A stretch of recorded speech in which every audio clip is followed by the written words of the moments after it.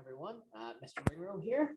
I just wanted to take a few minutes just to talk you through one of my favorite books. I started reading this whenever I was, probably about 18 or 19. And now I'm in my 30s and I've read it pretty much, every 2 years or so since then. It is one of my all-time favorite books. And it's this bad boy here. Okay, it's called The Lord of the Rings. You may or may not have heard of it. It was made into a massive multi-million-pound making movie franchise. As you can see from the state of my book, it's incredibly well worn. It's been with me a very, very long time, and it just shows just how much I have actually enjoyed reading this book. Just tell you a little bit about it. It was written by a professor called J.R.R. Tolkien. There's a film out about him at the minute as well. If you want to check that out, you can watch it. Really, really interesting guy. He went as far as to actually invent his own language for this book. So this is a series of books actually set in a whole world that he created. The genre, I would say, is very much in sort of the fantasy magic realm. And basically it's got elves, dwarves, various monsters, orcs, and all that sort of stuff, wizards and the like. So it's right up my street with stuff that I enjoy. So he went as far as to actually create the Elvish language. It's got grammatic structure, it's got syntax, it's got interesting vocabulary, and it's a whole new language which he actually created, and you can genuinely learn it. It's those sort of things, those little minutiae of details which I really, really love that he put into this. The overall story, just to give you the summary of it, is that he's written about a group of people and they've got to destroy a magic ring. So this ring will control the world, will control people's minds, people's thoughts, people's actions, and makes everything really, really evil. So this group of people, this group of hobbits who are little tiny folk, and wizards and dwarves and men all have to get together, and they have to sort of battle through a series of different things and challenges and places throughout this world to try and get to destroy this ring, all the while being hunted and trying to not fight a war in the middle of it all. Hopefully that sounds like something that might interest you. So it's one of three books. Actually, so there's three books. There's The Fellowship of the Ring, The Two Towers, and the Return of the King. They make up the Lord of the Rings series. I would say, yes, you probably want to be about maybe year 10 and above to be reading this. It's got really quite advanced vocabulary in it, but if you can read it and access it at that point, you'll be doing wonders.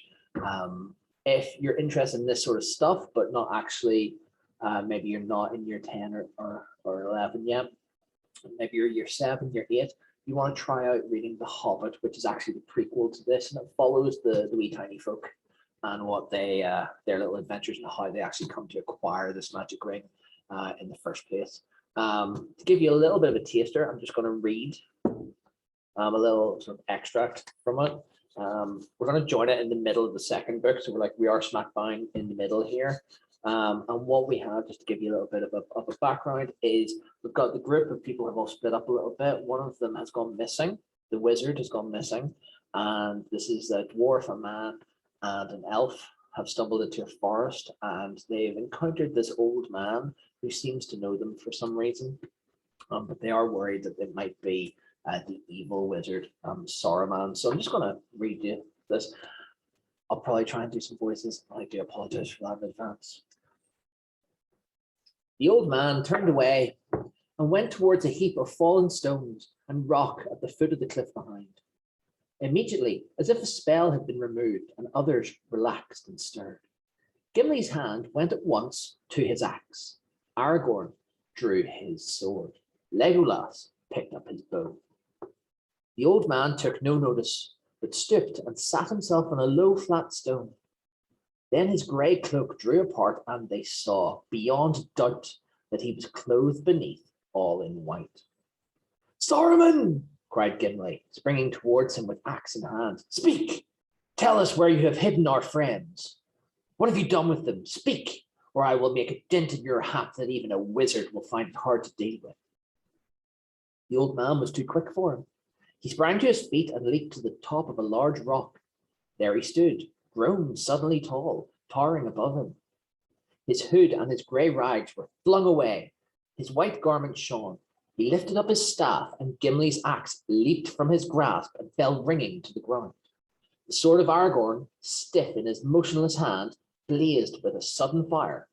Legolas gave a great shout and a shot an arrow high into the air. It vanished in a flash of flame. Mithrandir, he cried. Mithrandir! Well met, I say to you again, Legolas, said the old man. They all gazed at him.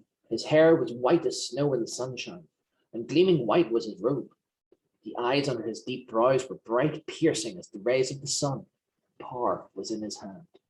Between wonder, joy, and fear, they stood and found no words to say. At last, Aragorn stirred.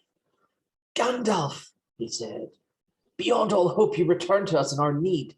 What veil was over my sight? Gandalf! Gimli said nothing, but sank to his knees, shading his eyes. Gandalf, the old man repeated, as if recalling from old memory a long disused word. Yes, that was the name. I was Gandalf. He stepped down from the rock and, picking up his grey cloak, wrapped it about him. It seemed as if the sun had been shining, but now was hid in cloud again. Yes, you may still call me Gandalf, he said, and the voice was the voice of their old friend and guide. Get up, my good Gimli. No blame to you, and no harm done to me. Indeed, my friends, none of you have any weapon that could hurt me. Be merry. We meet again at the turn of the tide. The great storm is coming, but the tide has turned. All right, so that's just a little tiny snippet out of the book. That's literally the section I was just reading at the minute. Really, really interesting. If you're big into fantasy novels or wizarding worlds, magic and elves and dwarves and all that sort of stuff, I highly, highly, highly recommend that you read this. Parents as well. This is absolutely, you can get lost in this for years. Like I say, I've read it every 2 years for about the last 15 years. So yeah, it's really, really, really good. And once you've done it, you can always check out the movies as well if you want to. But the book is so much better, as with always, whenever there's a movie version of the book. Okay, well, thanks for listening, and talk to you soon.